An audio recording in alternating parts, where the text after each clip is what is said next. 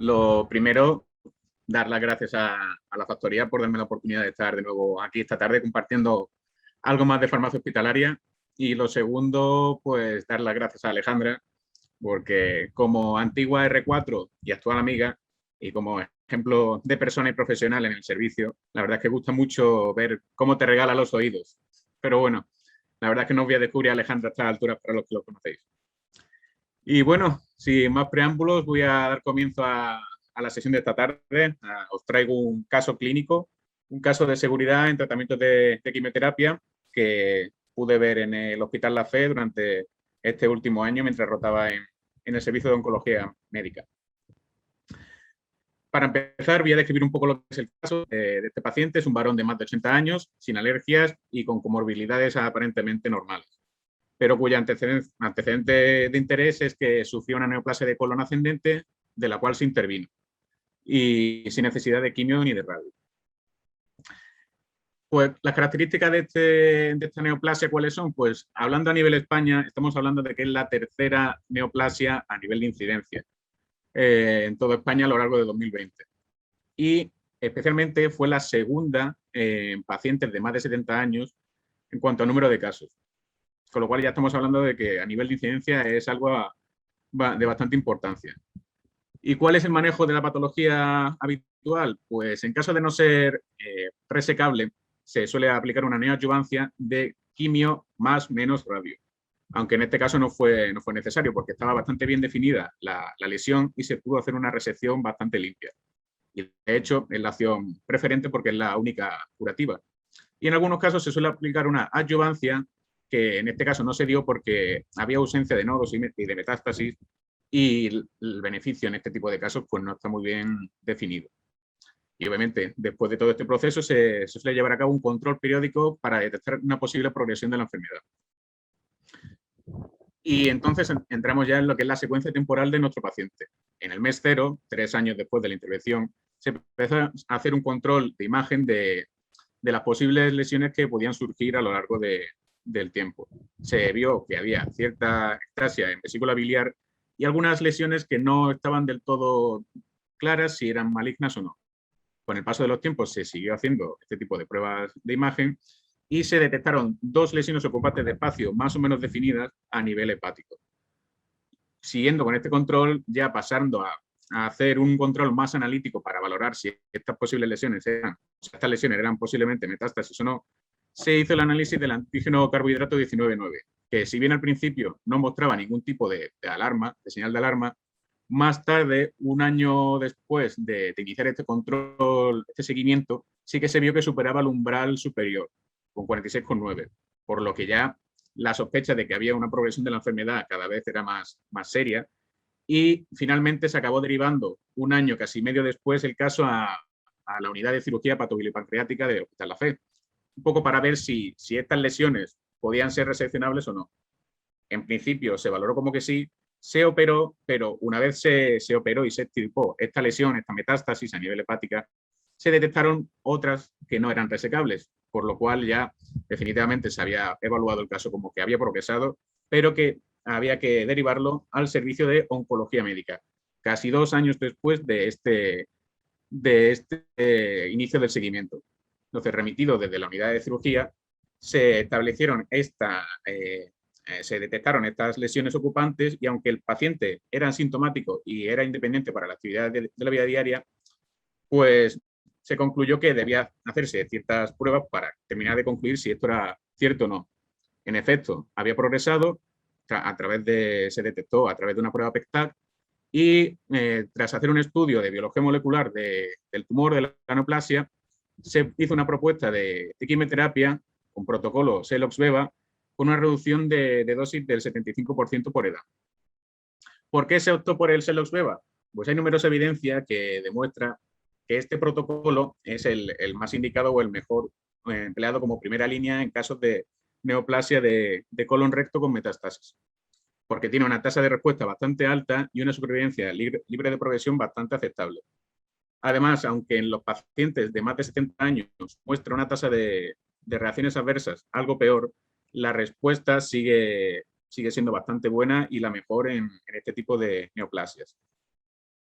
Además, si se le añade a este protocolo de oxaliplatino con capecitabina el bevacizumab, la tasa de respuesta sigue siendo muy buena y el perfil de reacciones adversas bastante manejable.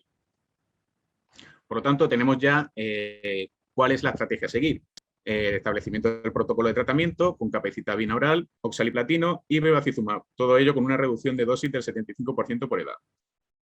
Así que todo parece que está bien encaminado, tenemos una hoja de ruta definida y parece que hemos llegado a tiempo y que el paciente se va a ver beneficiado de este tratamiento. Por desgracia, y en este caso no fue nada más lejos de la realidad, porque a partir del día 9, post inicio de quimioterapia, empezaron a surgir ciertas complicaciones. El paciente suspendió de manera voluntaria la capecitabina, dado que él empezó a sufrir una serie de reacciones adversas de carácter gastrointestinal bastante severas, incluso resistentes a la loperamida. El día 13, después del inicio de la quimioterapia, acudió a hospital de día por un empeoramiento del cuadro. En el hospital se estableció una medida de refuerzo, se implementó fluidoterapia y un poco se intentó corregir estas reacciones adversas, pero siempre desde un punto de vista ambulatorio, porque se volvió a mandar a domicilio. Un día después, el paciente volvió a urgencias y acabó ingresando, ya que sufrió resistencia a estas medidas adoptadas. No mejoró nada después de esta corrección del tratamiento. Con un regular estado general, con pérdida de tolerancia oral y con un fracaso renal agudo de origen prerenal bastante marcado debido a la deshidratación tan brutal que había sufrido a causa de estas reacciones adversas. Y se intensificaron aún más las medidas correctoras cuando se llevó a cabo el ingreso. Y al día más 16, desde el inicio de la quimioterapia, se diagnosticó una toxicidad cutánea, digestiva y mucosa de grado 3. Aquí recogí un poco lo que fue todo el tratamiento que se le aplicó a este paciente desde el inicio del ingreso hasta el final de la hospitalización. Si os fijáis, al final es todo fluidoterapia, antieméticos, antidiarreicos y también algunos fármacos de espectro antibacteriano y antifúngico, un poco por intentar atacar a cualquier cosa que estuviese creciendo o evitar, dado el frágil estado que tenía el paciente, que pudiese proliferar y colonizar algún tipo de microorganismo. Y bueno, ¿cuáles son las posibles causas de la evolución del paciente? Una progresión fulgurante de la enfermedad, poco probable por las características de la patología. Una infección concomitante, pues no se le cogieron muestras, no hubo cultivos desde el inicio, no se podría descartar, pero en principio no parece que fuese eso. ¿Y problemas relacionados con la medicación? Pues bueno, alerta spoiler, lo siento para el que no lo sospechase a estas alturas de la ponencia, pero en efecto, eran problemas relacionados con la medicación. ¿Y por qué estoy tan seguro? Si aplicamos el algoritmo de Naranjo, el cual permite establecer la relación causal entre una reacción adversa y su etiología, podemos establecer que sí, que tiene una puntuación lo suficientemente alta como para sospechar que la quimioterapia fue la causante de este cuadro. ¿Y cuál es el principal sospechoso?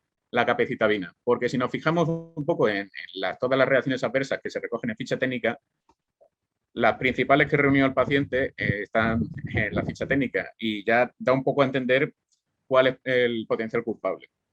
Y de hecho, si nos vamos ya un poquito más a bibliografía, podemos ver que en los datos de seguridad que hay a día de hoy, las principales reacciones adversas y más de grado 3 y 4 en pacientes de más de 70 años son náusea, vómitos y diarrea. Además, si seguimos indagando, no limitando únicamente al protocolo de Celox, sino a los protocolos que utilizan 5-fluoracilo, vemos que el perfil de reacciones adversas de grado 3 o superior, y en general los más numerosos, son los relacionados con náusea, vómitos y diarrea. Más en la rama de capecitaminas que en los de 5-fluoracilo. Y bueno, aquí vemos un poco cómo fue la evolución analítica en cuanto a parámetros bioquímicos del paciente y vemos cómo el deterioro fue bastante progresivo y bastante marcado desde el inicio. Aunque hubo una pequeña meseta ahí en la que parecía que mejoraba algo el paciente, el deterioro fue continuando con el paso de los días. Y vemos aquí cómo otra de las reacciones adversas que se veían en esos estudios que mencionaba antes, que era la plaquetopenia y la hemoglobina baja, también se dieron en el paciente durante el ingreso. Aunque también es cierto que la baja hemoglobina fue también consecuencia, o yo creo que fue principalmente consecuencia, de la rectorraje que sufrió el paciente durante los últimos días de hospitalización. Entonces, parece que tenemos bastante claro cuál es el causante de todo esto, que es la capecitabina. Pero un poco nos surge la duda de cómo ha podido ser este deterioro tan progresivo, o sea, tan fulgurante. Y es que si nos detenemos un poco a ver cuál es el metabolismo de la capecitabina, para lo que no lo sepáis, es un profármaco oral del 5-fluoroacilo. Entonces, una vez se ingiere, se metaboliza a 5-fluoroacilo y tiene otras tres vías de metabolismo. Una es la excreción urinaria inalterado, otra es su metabolización por la TPD, que se convierte en dihidrofluoroacilo y ya luego sigue otras rutas metabólicas. Y la ruta principal, que es la ruta, la ruta terapéutica, por así decirlo, que es la responsable tanto de su efectividad, efectividad clínica como de su perfil de reacciones adversas. Entonces, viendo esto y como veremos más adelante, sacando conclusiones, la principal protagonista de este caso clínico fue la DPD. ¿Por qué? Porque hay una proporción de la población que sufre determinados polimorfismos que expresan de manera muy particular algunas DPDs metabolizadores pobres o lentas. Entonces, ¿qué ocurre? Que la vía metabólica al final se acaba desplazando hacia este lado de aquí, hacia donde está la flecha grande, que es la que acaba teniendo los efectos terapéuticos, pero también los efectos citotóxicos y de reacciones adversas. Y además, indagando un poquito más en bibliografía por Internet, podemos ver que ya desde 2018 la Sociedad Francesa de Oncología determinaba o comentaba que hay una proporción de la población entre un 0,1 y un 0,5% de la gente que es metabolizadora nula y entre un 3 y un 15% de los pacientes que es metabolizadora pobre y que este tipo de pacientes podían sufrir un perfil de reacciones adversas más severas que el resto. Y aunque no hay una obligación real a día de hoy de hacer la secuenciación y el estudio molecular de estos pacientes, sí que recomendaba hacerlo más que nada para un screening correcto de aquellos pacientes que se podían ver más beneficiados de este tipo de protocolos. Y de hecho, hace un año ya la Agencia Española del Medicamento también publicó una carta informativa en la que recomendaba hacer pruebas de deficiencia de DPD, ya que, una vez más, recordaba que este tipo de pacientes metabolizadores nulos o pobres podían sufrir un perfil de reacciones adversas potencialmente mortal en algunos casos.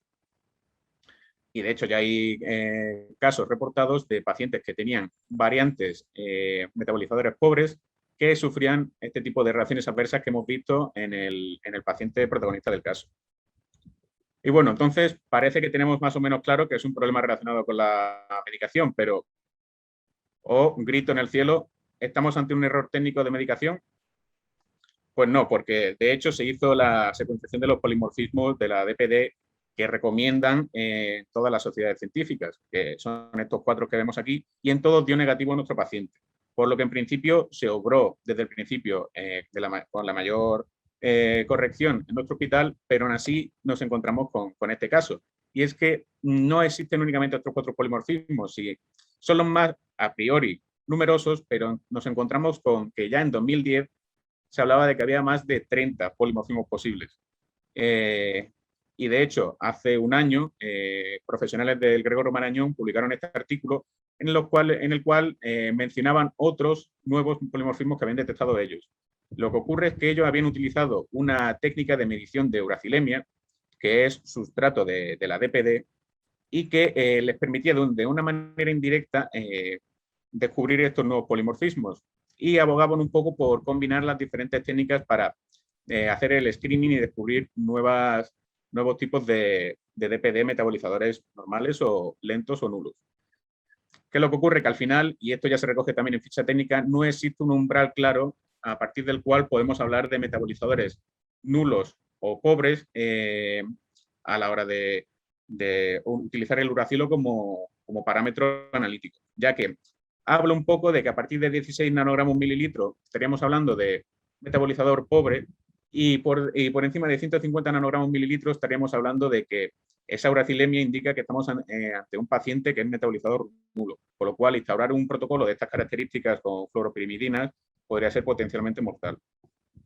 Y bueno, ya volviendo un poquito al caso, vemos que a partir del día más 22, desde el inicio de la quimioterapia, se empezó a empeorar todavía más el estado general del paciente, con incluso afectación neurológica. El día más 23 estos signos neurológicos empeoraron incluso más, aunque no se encontró ningún tipo de alteración relevante a nivel de TAC craneal.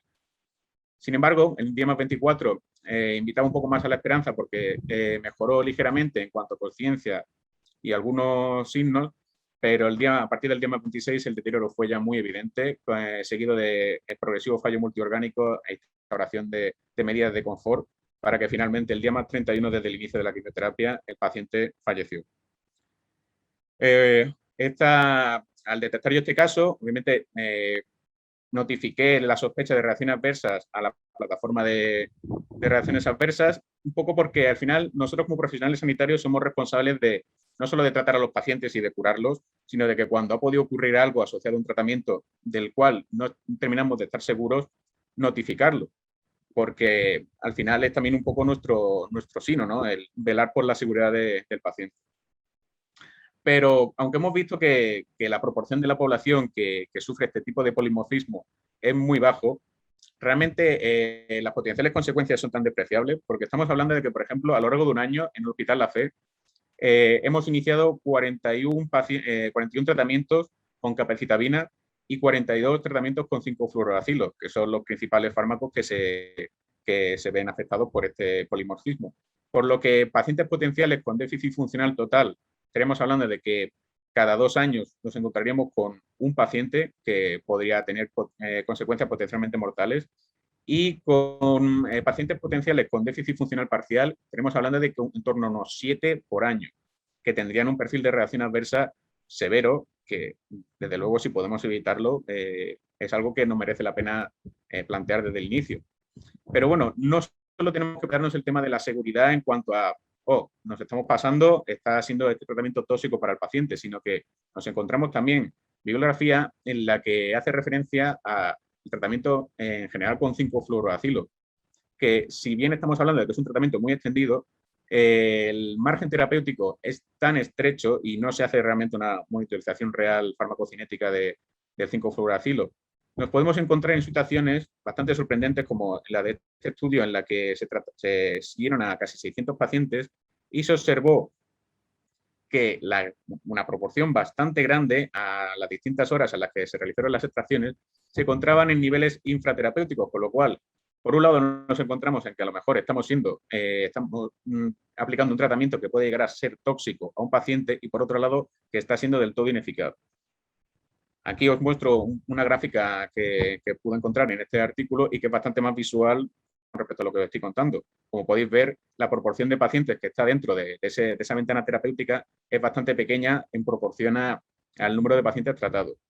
Y lo cual nos hace reflexionar y nos hace pensar que a lo mejor estamos un poco a oscuras en esto y que solo somos capaces de ver una estrella en todo el cielo estrellado. Y nos permite sacar ciertas conclusiones como son las de la importancia de analizar la causalidad de los acontecimientos, porque al final nos permite valorar la calidad del proceso y obtener información sobre efectividad y seguridad en medicamentos, además, tan utilizados como el 5-FU y la capecitabina. La utilidad también de combinar técnicas a la hora de hacer el screening de pacientes, porque al fin y al cabo, rara vez con un solo parámetro analítico o una sola prueba vamos a sacar conclusiones del todo útiles. Y bueno, al final faltan más estudios que valoren la potencial utilidad de la uracilemia, porque aunque en principio parece que puede ser bastante útil, aún, como os he explicado antes, no está del todo definido su utilidad analítica o esos umbrales a partir de los cuales podemos sacar conclusiones reales. Y bueno, poner una vez más en valor la necesidad de equipos multidisciplinares en pos de la terapia individualizada, porque al final es, yo creo que la mejor manera de tratar al paciente. Y bueno, eso es todo y dar una vez más las gracias a la factoría por permitir compartir un poquito más de farmacia con vosotros.